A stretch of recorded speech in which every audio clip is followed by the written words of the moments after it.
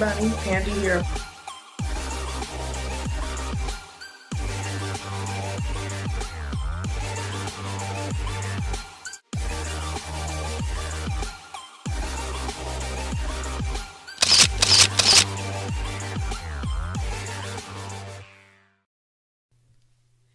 Hey everybody, Pandi here of Pandi's Hair, Candy, and more. If this is your first time stopping by my channel, welcome. If you are already chat family with me, welcome back. You know, I appreciate you all being here. I just appreciate and love the support that you all show each and every time that you take a moment to come on down, throw a thumbs up on the video, leave a beautiful comment and encouraging words. I appreciate you all. Shout out to you all. You all are amazing. So, I want to welcome you guys all nonetheless. And thank you for taking time out of your busy day to come on through and check out part one of this amazing conversation with YouTube's very own Information Man. So, Information Man of the Information Man Show, as well as the Information Man Speaks podcast, agreed to sit down with me for an exclusive one on one conversation where we would delve right into all things YouTube, all things social media, and just share some tips and his perspective on what it is we do here on social media and how we could go about doing it successfully. So, if you're not familiar with Information Man, his links will be down in the description box under this video. Go ahead and grab yourself some snacks and a beverage or two. Again, this is going to be broken down into three parts as our conversation did run about an hour, and I didn't want to put 1 hour long video up for you guys because you know most of y'all ain't gonna sit for no hour. But thank you guys again for being here. If you did not remember to blow dry on that like button, please make sure you do that before you leave. And if you enjoy this commentary and this interview, please go ahead and make sure you subscribe. It is free 99. All right. Until next time, guys, stay safe and stay encouraged. And I shall see you all in the next video. Peace.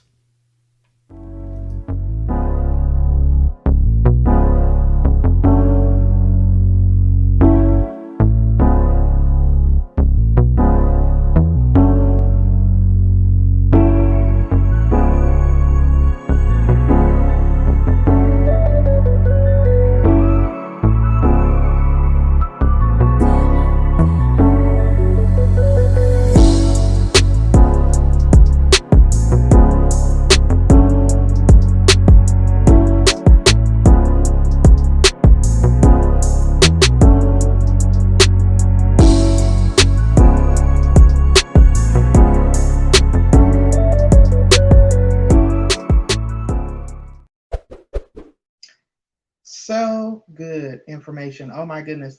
Because, and that was going to be my next question almost.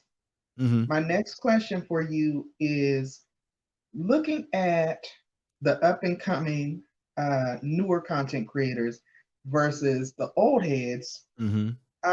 What do you think are some of the obvious differences? Because I feel like the newer content creators seem to, like you said, do their research, spend time, look at the demographics of who's gonna watch this particular niche, that type of thing. Whereas we just kind of came out here half cocked. We didn't really know this or that, and we just kind of hit the live button and we were off and running. And yes, we're learning as we go, which is good, but it seems like we kind of made it harder for ourselves. Right. What, in your perspective, do you think are some of the obvious differences? Well, if you look at it from a generational point of view, the younger generation is even more computer literate, computer oriented than we are. I'm 50, I'll be 52 in November. I'm a Generation Xer. Although we were the first one introduced to these personal computers, the generation after us it's been a part of their culture from the very get-go coming out of the crib. So these kids understand. When you look at what's that? TikTok, if I'm saying that correctly. TikTok. Who really runs and controls and really are the audience that makes that platform rock. It's not people our age, it's the younger kids, because they Right. understand how to leverage their social media, their audience across all these platforms. So when they come into it, they have a better understanding than we have of analytics, because that's just the world that they live in.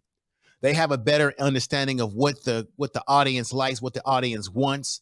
And the difference between the younger crop and then us is that they're bolder. They're more willing to take a risk with their content. And a Right. lot of times when they roll the dice of the risk, it comes back to pay fruitful results for them. Some of us older content creators, sometimes we get set in our ways and we just want to do things the way we want to do it. Whereas the younger content creators understand, I'm doing this for the audience. You know why? Because unfortunately, or fortunately for them, um, they surely want to build up an audience. They surely want to make a name for themselves. They want the clout. They want the Right. attention. So they're more willing to put themselves out. We're more conservative. We want the attention, but I don't know if we are willing to sacrifice and do what it takes to leverage it. And when I say that, that comes down to this. And I look at people on YouTube that I know and I say, oh, I wish they would just change their damn camera. I wish I could just tell them, won't you go out and get you a better webcam for your computer? Don't use the computer cam. If you just clean that up, your streams will look that much better. Maybe you get more subscribers. Ooh, stop doing silent streams so much, because do you know that YouTube is starting to penalize people with the silent streams now, because they want something called sessions. They want interaction. Oh, do you know when you do a silent stream, if someone comes to your channel and they see no activity, they're not going to subscribe. So you're now losing new subscribers. Now, your regular subscribers may say, okay, I know what she's doing. I know what he's doing, because he's trying to, get watch time. But a new person that Right. don't know you from nothing, they don't see nothing, and so forth, they ain't doing nothing. They ain't subscribing. So I see these little mistakes that people are making, and I'm like, oh, if I wish. And so young people, you know what I notice when I'm on like Facebook or something like that? Young people are Mhm. bold. They'll send you a message and be like, "Look, I want you to check out my video, man. I checked your Yeah. video out." I know people don't like a sub. I know people don't like sub for sub, but the younger, they're willing to get out there and tell you, "This is my video, man. Check it Yeah. out. Yeah. Subscribe. I just checked your video out." They're not scared to reach out to you, even if you may say, "Get out of here. I'm not subscribing to your channel. Don't solicit me." Yes. They ain't scared to solicit. They're very bold. You right about that. They will step right in your DMs and be like, hey, I had a lady actually send me a screenshot of my Mm-hmm. video Right. showing me that she watched it and telling me to go over and check her out. I was like, oh, wow, is that what they're doing now? Look. Every video that I've done so far on my channel lately, when I've dropped them, because I'm a member, this is another thing I want to give people advice on, Hmm. and just use common sense. Depending on what your niche is, the audience that you're trying to reach, if you go on YouTube, Facebook, with your phone or your desktop. I do it with my phone because I keep it on my phone. I Hmm. save it I save it to my home screen, and you just put in the search engine Facebook groups or any type of groups that are in your niche or whatever. You'll be Hmm. surprised how many actual groups of people subscribe to your content, meaning they're into that type of content. Now you've Hmm. got a whole nother audience of people that you can bring over to your channel. And I've been doing that lately in some of the groups that I'm a member of. And I got young people, Hmm. content creators sending me a message talking about, hey, I checked out your video. They're listening to me. Check me out. I'll go and check them out. And I'm saying, hey, it's not bad. I'm going to support them. And then Right. they sub to me. So Yeah. I think, once again, to get to the point here again, as older content creators that are, older folks that are getting into this game, sometimes we lack the spontaneity of when we were teenagers to go out there and market ourselves. And I know people don't want to do that because they may say, well, it's kind of, I know there's do's and don'ts on YouTube where you don't spam people's chat. I'm not talking Right. about that. I'm talking about social media. Get it, seek out those groups where you have other content creators where people are not going to say you're spamming them because they actually Right. want your support as well. So you got to be creative. Very good. I agree. Oh my goodness. Now, here's my next question for you. Mm-hmm. Um, because in my observation, it seems like mental health and mental health issues are starting to become more visually apparent in the Mm-hmm. different sectors here on YouTube. Yes. Okay. And so, like, what are your thoughts on that? Do you see it as such, or, are people just tripping? Because you hear people say it all the time, like, mental illness running rampant, or you see people getting on these streams and they're hopping on panels and they're telling you, I didn't take my meds, they're cussing people out. I mean, it's just crazy. And I can't really equate it back to anything but mental illness. Is it really mental illness though, or are people just kind of like clout chasing? I mean, what is it in Well, your opinion? in my opinion, um, unfortunately, this is the part of YouTube that's very unfortunate. You have people who may not be doing very well in their own personal life. Mm-hmm. They're going through stressors. They're not very happy with themselves. And Mm-hmm. so it's a phenomenon that we have where people get behind a keyboard of their computer and they Mm-hmm. can say things to you, do things to you, and behave in a way that they would never behave or do if they had to confront you in person. So, in a way, these platforms have allowed what I would call dysfunctional people to play out their dysfunctions on people throughout the world through social media. Now, it's easy to say, well, they're mentally ill. Are some of these people mentally ill? Very well could be, because Yeah. there's no law that says a mentally ill person can't use a computer or get on social media. I would argue that there are probably quite a few of them. And what happens is they want to be heard, they want to be recognized. And what they do is they attach themselves to various sectors or youth or groups, Mm-hmm. right? But because they are dysfunctional people and they may have mental health problems, or they just might be a person that's not happy with their life, they don't, you heard the old saying, misery likes company.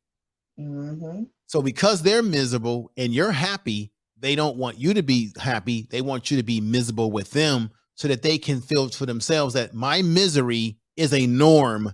So it means that I'm not an abnormal person, because look, everybody is miserable, because I can also play my misery onto them.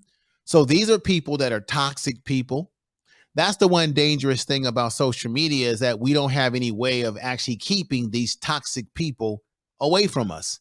They hide Right. behind avatars, never show them. Beware of people who, this is just my opinion, and this is no shade to anybody who likes to keep an avatar on because they just don't want people to see what they look like, because they're trying to protect their anonymity. I get that, but this is just my opinion.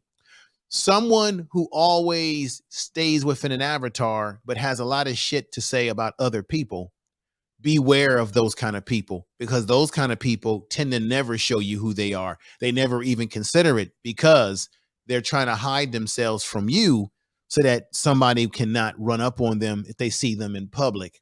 So um these kind of people make YouTube a miserable place if you allow it to be a miserable place for you. And I would say, try to keep these kind of folks at a bay. Keep them off your panels. Stay away from them. Have very little to talk to them about. Most of the drama, which is why I have curtailed from having panels, although you've seen me do 2 panels or 3 over the last few weeks, because I was had a polarizing topics. Mm-hmm. I don't normally have a lot of panels because that's where the drama begins to happen. Someone gets on a Yeah. panel, they disagree with you. Someone says something slick to someone. Now they're cussing, or they go back to their channel and talk about you. A lot of it Right. comes from that. And a lot of the times, it is the dysfunctional people who can't have a normal conversation with you. That's because in real life, They can't have a normal conversation with their own family, friends, if they even have some, co-workers, or anybody in their outside world. Wow. Yeah, I agree. Well, thank you so much. In closing, because I've had you here for almost a half an hour now, what tips do you have for any new content creators looking to start their YouTube channel as far as branding or whatever tips? Just what tips do you have in closing that will help them to get started and be successful here and thrive? Any tips or recommendations? Well, I think the first tip is that you have to be original. You have to be yourself. Don't try to be a copy of someone else, but you can also be inspired by those YouTubers that are very successful that you enjoy, that you like to watch. Take some pointers from them, incorporate those pointers to make yourself a unique brand. Okay. Mhm. Take the time to study YouTube, understand its analytics and how it works, look at other channels, create the brand very steadily, slowly, but emphatically. Um, I'm gonna say something to people. This is another thing you got to do. You got to practice your camera presence, whether it be behind a mirror.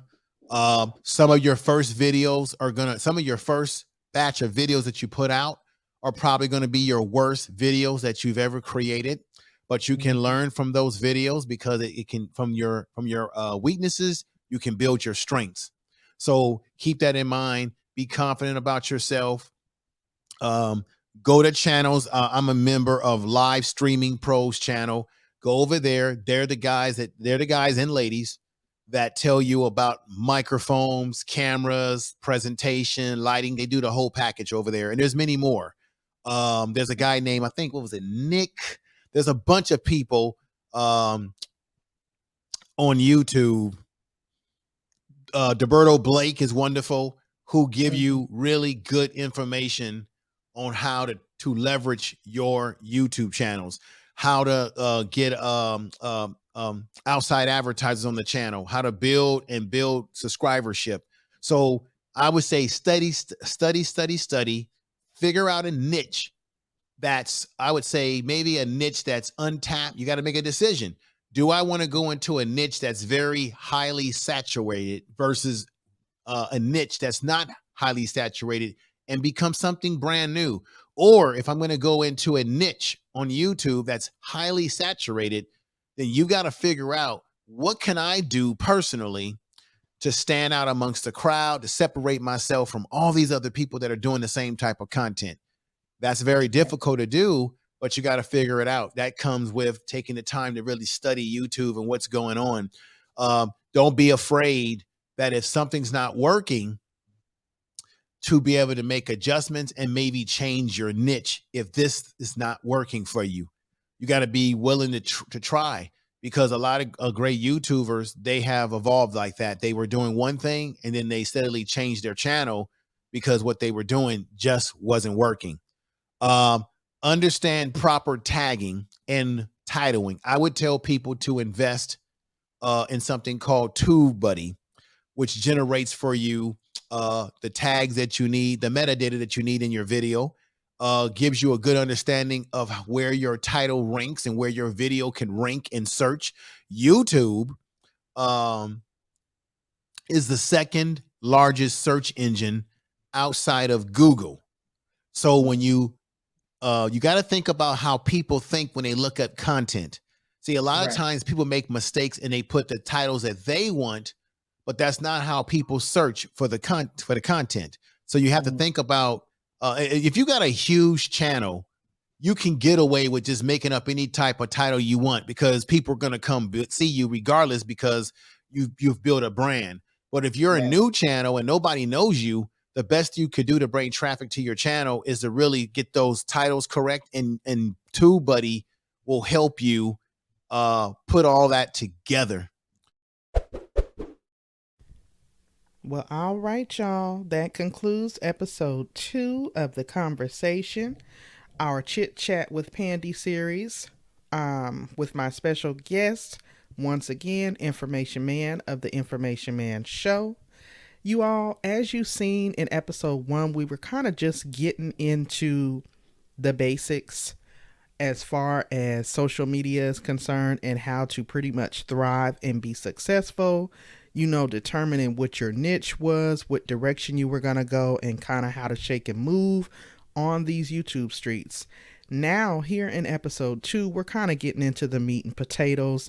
The conversation is getting a little bit more intense. We're just kind of delving in because, I got the information man on the channel, so I want to get his perspective because he is a shaker and a mover on these streets. He's doing it big with 2 monetized channels.